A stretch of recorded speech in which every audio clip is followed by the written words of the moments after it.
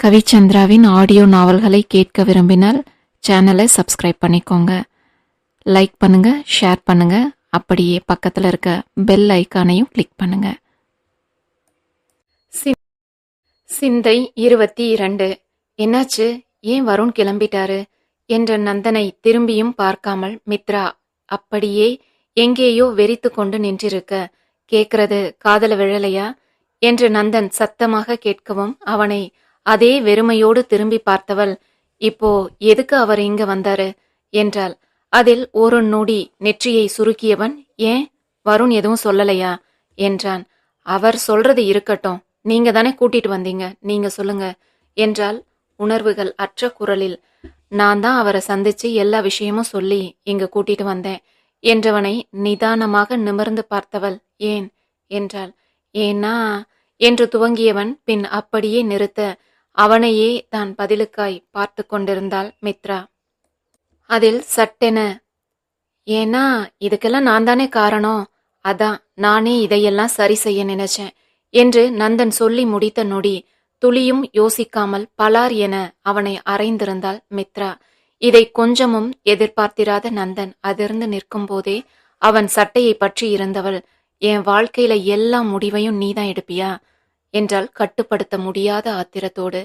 அதில் மித்ரா அளவு கடந்த ஆத்திரத்தில் இருக்கிறாள் என புரிந்து கொண்டவன் அமைதியாகவே, அப்படியெல்லாம் எதுவும் இல்லை என்று துவங்கவும், ஷட் அப், அப்புறம் எதுக்கு வருவை இங்க கூட்டிட்டு வந்த என்றவளை சில நொடிகள் அமைதியாக பார்த்தவன், உன்னோட இந்த நிலைக்கு நான் தானே காரணம், அதை சரி செய்யற கடமையும் பொறுப்பும் எனக்கு இருக்கு என்றதும், ஓஹோ, நீ நினைச்சா நாங்க பிரியணும், நீ நினைச்சா நாங்க ஒன்னு சேரணுமா என்றிருந்தால் கொஞ்சமும் குறையாத கோபத்தோடு. இல்ல, இது அப்படி இல்ல என்று நந்தன் பேச துவங்கவும், வேற எப்படி, என்ன பார்த்தா என்ன பொம்மை போல இருக்கா, நீ வான்னா வரதுக்கும் போன்னா போறதுக்கும், நாம இவ்வளவு செஞ்சும் அமைதியா இருக்காளே, இவளை என்ன வேணும்னாலும் செய்யலாம்னு நினைச்சா அதுக்கு நான் ஆள் இல்ல, இதில் எங்க அப்பா மேலையும் தப்பு இருக்கு, அதான் அமைதியா இருக்கேன். பெத்தவங்க செஞ்ச பாவம் பிள்ளைங்களை தொடரும்னு சொல்லுவாங்க, அதான் என்னை இப்படி தொடருதுன்னு அமைதியா இருக்கேன். அதுக்காக எப்பவும் அப்படியே இருக்க மாட்டேன். அதோட இதெல்லாம் எனக்கு தெரிய வரும்போது எல்லாமே என் கைய மீறி போயிருந்தது, இல்லைன்னா இதெல்லாம் எதுவுமே நடந்திருக்காது என்றவளுக்கு இன்றும் தன் நிலையை எண்ணி அழுகை பொங்கியது. எனக்கு வேற எதுவும் செய்யற எண்ணமெல்லாம் இல்ல, நீ வருண ரொம்ப மிஸ் செய்த, அதான் போய் கூட்டிட்டு வந்தேன் என நந்தனும் பொறுமையோடே பேச, நான் அவனை மிஸ் செய்யறேன்னு உங்ககிட்ட வந்து சொன்னேனா என்றாள் மித்ரா அவனை முறைத்து கொண்டு. அன்னைக்கு பார்த்தேன் என்று துவங்கி மித்ரா தனிமையில் அமர்ந்து பாடலை கேட்டு வருந்தி கொண்டிருந்ததில் துவங்கி அதற்கு முன்னும் பின்னும் இதே போல் நடந்த சில நிகழ்வுகளை நந்தன் விளக்கவும், எனக்கு பிடிச்ச பாட்டை நான் கேட்டேன், அவ்வளவுதான், அதுக்கு நீங்களா ஒரு அர்த்தம் எடுத்துக்கிட்டா அதுக்கு நான் பொறுப்பாக முடியாது என்றாள் மித்ரா பட்டென்று. ஓகே, அப்படியே இருக்கட்டும், எப்படியும் குழந்தை பிறந்ததும் நாம டைவர்ஸ் செஞ்சுக்க போறோம் தானே, அதுக்கு பிறகு உன் லைஃப், என்னால உன் ஃபேமிலி மெம்பர்ஸ் கிட்ட எல்லாம் போய் பேச முடியாது, அதான் வருண் கிட்ட எல்லாம் பேசி புரிய வச்சேன் என விளக்கியவனை கேலியாக பார்த்தவள், உடனே அவர் எனக்கு வாழ்க்கை கொடுக்க கிளம்பி வந்துட்டாராக்கும் என்றாள். அவளின் கேலியில் யோசனையானவன், நீயும் தானே அவனை விரும்பின என்றான். அதற்கு கொஞ்சமும் தயக்கமே இல்லாமல் ஆமா என்றவளை புரியாமல் பார்த்தவன், அப்புறம் என்ன என்றான். அன்னைக்கு நீ சொன்னதை நம்பி என்னை தூக்கி போட்டான், இன்னைக்கும் நீ சொன்னதை நம்பி எனக்கு வாழ்க்கை கொடுக்க வந்திருக்கான், இதுல என் மேல இருக்க வேண்டிய நம்பிக்கை எங்க? நாளைக்கு வேற யாராவது வந்து ஏதாவது சொன்னா அதையும் நம்பி அப்பவும் என்ன எப்படியோ பொண்ணு விட்டுடுவானா? பிறந்ததுல இருந்து கூடவே வளர்ந்த என்ன பத்தியே அவனுக்கு தெரியல, நான் இப்படி செய்யக்கூடியவளான்னு கூட யோசிக்கல, ஆனா இன்னைக்கு வந்து என்றவள் அதற்கு மேல் எதுவும் பேசாமல் ஒரு கசந்த புன்னகையோடு திரும்பிக் கொண்டாள். மித்ராவின் மனநிலை சரியாக புரிய, அப்போ நான் உங்க ஃபேமிலி மெம்பர்ஸ் கிட்ட என துவங்கியவனே, அதை பத்தியெல்லாம் நீங்க கவலைப்பட தேவையில்லை, உங்க பழிவாங்கும் படலம் இந்த குழந்தை பிறந்ததும் முடிவுக்கு வந்துடும் இல்லையா, அதுக்கு பிறகு நான் என்ன வேணும்னாலும் செய்வேன், எங்க வேணும்னாலும் போவேன் என்றவள் அங்கிருந்து நகர்ந்து பின் அப்படியே நின்று, உங்க அக்கறை இந்த குழந்தையோட நிறுத்திக்கோங்க, என் மேல வேண்டாம் என்று விட்டு தன் அறைக்கு சென்று விட்டாள் மித்ரா. அதற்கு பதில் எதுவும் பேசாமல் அப்படியே அங்கிருந்த பால்கனியில் சென்று நந்தன் நிற்க, இவற்றையெல்லாம் உச்சபட்ச அதிர்வோடு பார்த்தபடி வாயில் அருகே நின்றிருந்தாள் ஸ்வரா. அவனாகவும் இதுவரை அழைக்கவில்லை. தானாக அழைத்தும் அன்று காலையில் இருந்து தன் அழைப்பை நந்தன் தவிர்க்கிறான் என்ற கோபத்தில் நேரில் பார்த்து பேச எண்ணி வந்திருந்தவள் கண்டது மித்ரா நந்தனை அறைந்ததைத்தான். அதிலேயே அதிர்ந்து அசைவற்று நின்று விட்டவளுக்கு அதன் பின்னான அவர்களின் பேச்சு பாதிக்கு மேல் புரியவில்லை என்றாலும் கூட நந்தன் அவளை திருப்பி அறையாததோடு பொறுமையாக மித்ராவுக்கு பதில் அளித்துக் கொண்டிருந்ததை நம்பவே முடியவில்லை. இவன் தான் அறிந்த நந்தனில்லை என்றெண்ணியவள் நாளுக்கு நாள் அவர்களின் நெருக்கம் அதிகமாகிக் கொண்டே வருவதாகவும் அதனாலேயே நந்தன் தன்னை தவிர்க்கிறான் என்றும் எண்ணியவள் கோபமும் வெறுப்புமாக காலை ஓங்கி உதைத்து கொண்டு அங்கிருந்து சென்றாள் ஸ்வரா.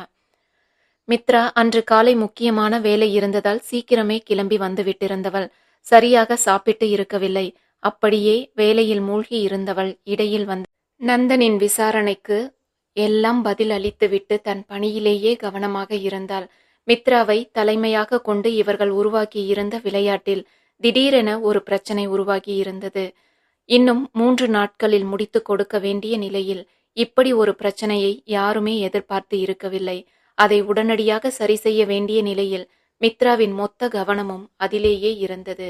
அன்று மதியமும் உணவு நேரத்திற்கு எழுந்து செல்லாமல் மித்ரா கடமையே கண்ணாக இருக்க மற்றவர்கள் எல்லாம் சாப்பிட சென்று இருந்தனர். அதே நேரம் நந்தனிடம் இருந்து அழைப்பு வரவும் அதை எடுத்து சாப்பிட்டேன், மருந்தும் போட்டுட்டேன் என இயந்திர கதியில் பதிலளித்தாள் மித்ரா. எப்படி காலையில சாப்பிட்ட மாதிரியா என்று பின்னால் இருந்து குரல் வரவும் திடுக்கிட்டு திரும்பியவள் அங்கு நந்தன் நின்றிருப்பதைக் கண்டு திகைத்து விழிக்க, முதல்ல எழுந்திரு, சாப்பிடலாம் வா என்றவனை, இல்ல கொஞ்சம் வேலை இருக்கு என மித்ரா சமாளிக்க முயன்றதெல்லாம் வீணாகி போக கிட்டத்தட்ட மித்ராவை கேன்டீனுக்கு இழுத்து செல்லாத குறையாக அழைத்து சென்று அமர வைத்திருந்தான் நந்தன்.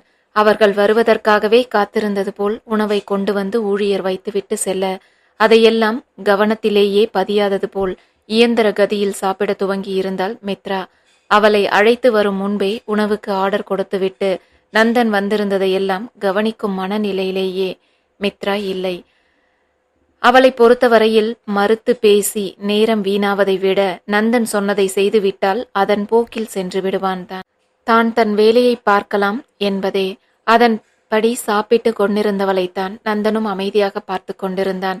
அவளுக்கு மிகவும் பிடித்த உணவைத்தான் வரவழைத்திருந்தான் நந்தன். ஆனால் அதை சாப்பிடுபவளிடம்தான் அதை அறிந்து கொண்ட பாவம் துளியும் இல்லை. ஏதோ கல்லோ மண்ணோ என்பது போல் வேகமாக சாப்பிட்டு கொண்டிருந்தவளின் முன் பழசாரை நகர்த்தி வைத்தான் நந்தன். அதையும் இயந்திர கதியில் எடுத்து பருகினாள் மித்ரா. முதல் முறை மித்ராவை ஜெயராஜோடு பார்த்தபோது அவள் விரும்பி சாப்பிட்டது இதே உணவைத்தான். அப்போது ஆர்டர் செய்தபோது இருந்த உற்சாகமும் அதை கொண்டு வந்து அவள் முன் வைத்தபோது கண்களும் முகமும் பிரகாசிக்க உற்சாகமும் குதூகலமும் என இருந்தவளின் பிம்பம் கண்முன் வந்து போக இன்று உயிர்ப்பையே தொலைத்தது போல் அமர்ந்திருந்தவளையே அமைதியாக பார்த்து கொண்டிருந்தான் நந்தன். அதற்குள் சாப்பிட்டு முடித்து எழுந்திருந்தவளை ஒரு தலையசைப்பில் அனுப்பிவிட்டு தன் அறையை நோக்கி சென்றான் நந்தன். அங்கிருந்த பலர் இவர்களை வியப்பாகவும் வினோதமாகவும் பார்த்து கொண்டிருந்தனர்.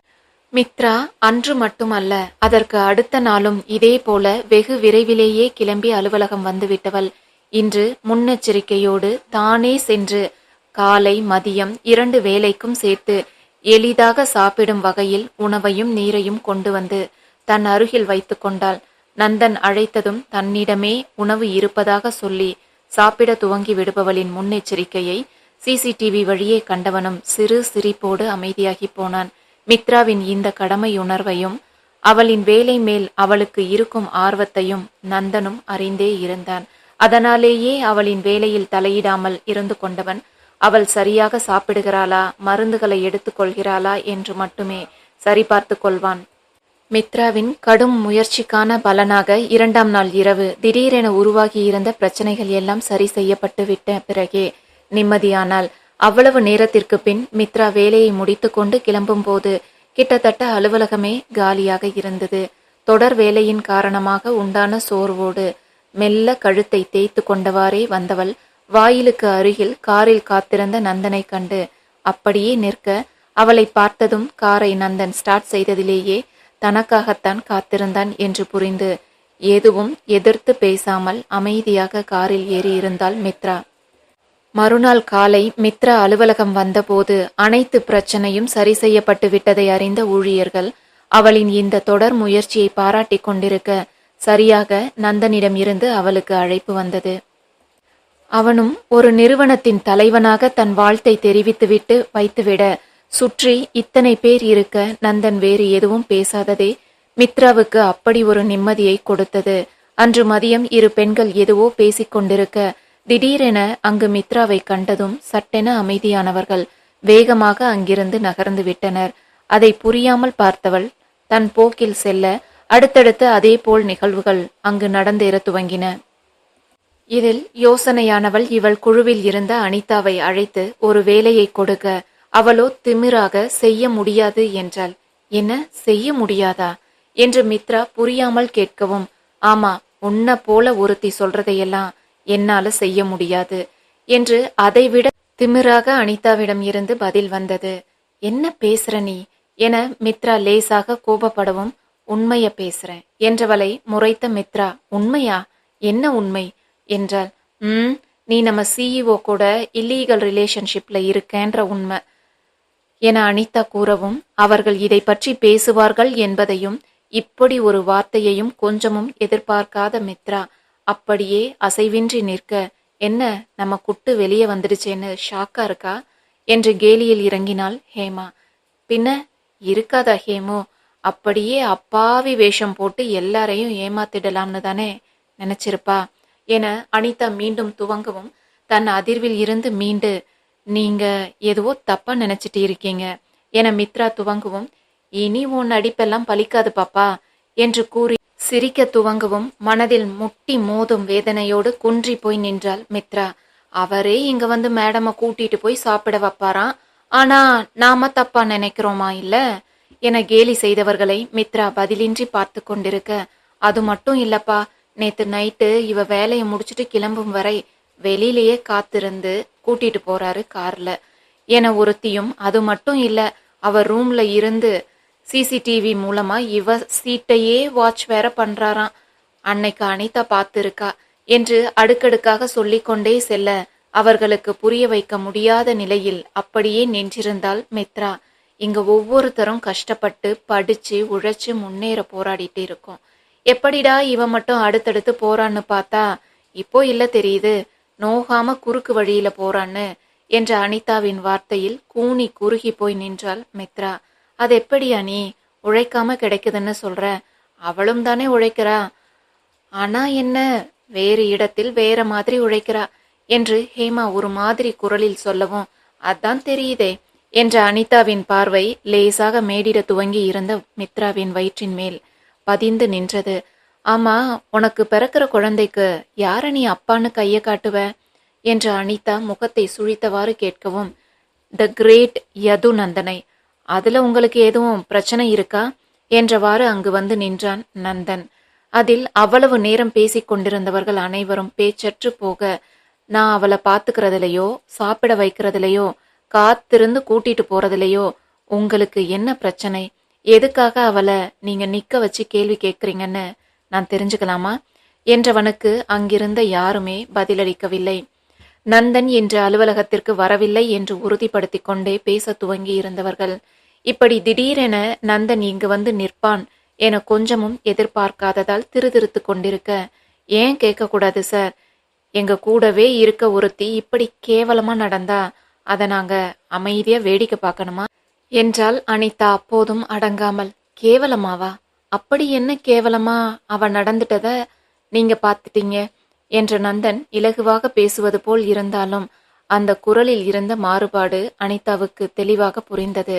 ஆனாலும் நாங்களும் இங்கதான் வேலை செய்யறோம் சார், எத்தனையோ முறை நாங்களும் சாப்பிடாம இருக்கோம், வேலை அதிகமா இருந்தப்ப நைட்டு லேட்டா வீட்டுக்கு போயிருக்கோம், அப்போ எல்லாம் நீங்க யாருக்கும் வந்து ஹெல்ப்ஸ் பண்ணதில்லையே, இப்போ இவளுக்கு மட்டும் ஏன் என்றிருந்தாள் அனிதா. ஏன்னா ஷீஸ் மிஸ்ஸஸ் யதுநந்தன், சட்டப்படி சாஸ்திரப்படி மித்ரா என் மனைவி, ஷீஸ் மிஸ்ஸஸ் சங்கமித்ரா யதுநந்தன் இவளுக்கு செய்யறதையெல்லாம் மத்தவங்களுக்கு நான் செய்யவும் முடியாது, செய்யவும் கூடாது என மித்ராவை தன்னோடு சேர்த்து தோளோடு அணைத்தவாறே கூறியவனின் குரலில் அவ்வளவு கேலி இருந்தது. அதில் என்னது மனைவியா என்று அனிதா மட்டும் இல்லை, அங்கிருந்த அனைவருமே அதிர்ந்து நிற்க, ஏன் மேரேஜ் சர்டிபிகேட் காட்டினாதான் ஒத்துக்குவீங்களா என்றவன் சிறு இடைவெளி விட்டு, அப்படியெல்லாம் காட்டித்தான் உங்களை நம்ப வைக்கணும்னு எனக்கு எந்த அவசியமும் இல்லை என்று விட்டு திரும்பியவன், பின்பு இவ்வளவு பெரிய நிறுவனத்தின் சிஇஓவோட மனைவியா இருந்தாலும் அதுக்கான எந்த ஒரு சலுகையும் எனக்கு வேண்டாம்னு, தன் உழைப்பிலேயே முன்னேறணும்னு இந்த நிலையிலும் ஓய்வு உறக்கம் இல்லாமல் உழைக்கிறவளையே புரிஞ்சுக்காம உங்க இஷ்டத்துக்கு கற்பனை செஞ்சு சேர்த்து அள்ளி வீசுற நீங்க, அதே சேரை உங்க கூட இருக்கவங்க உங்க மேல வீச ரொம்ப நேரம் ஆகாதுன்னு முதல்ல புரிஞ்சுக்கோங்க என்று விட்டு மித்ராவை அழைத்து கொண்டு அங்கிருந்து கிளம்பினான்.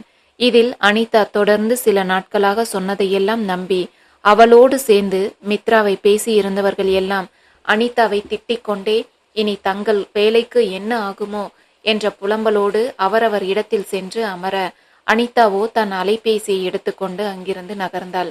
யாருமற்ற பகுதியில் சென்று நின்று யாருக்கோ அழைத்து, மேடம், நீங்க சொன்ன மாதிரியே பேசி அவளை எல்லார் முன்னையும் அவமானப்படுத்திட்டு இருந்தோம். திடீர்னு சார் அங்க வந்து அவ என் மனைவின்னு சொல்லி எங்களை எல்லாம் ஆஃப் செஞ்சுட்டு அவளை கூட்டிட்டு போயிட்ட என்றாள் அனிதா. அந்த பக்கம் இருந்து, வாட், என்ன, அவளை மனைவின்னு சொன்னாரா என்ற அதிர்வோடு ஸ்வராவின் குரல் ஒலித்தது. ஆமா, மனைவின்னு தான் சொன்னேன், அதானே உண்மையும் கூட என்று நந்தனின் குரல் அழுத்தத்தோடு திடீரென ஒலிக்கவும், தன்னிடம் இருந்து அலைபேசி பறிக்கப்பட்டதில் உண்டான அதிர்வில் இங்கு அனிதா நின்றிருக்க, அந்த பக்கம் நந்தனின் குரலிலும் வார்த்தையிலும் அதிர்ந்து நின்றிருந்தாள் ஸ்வரா.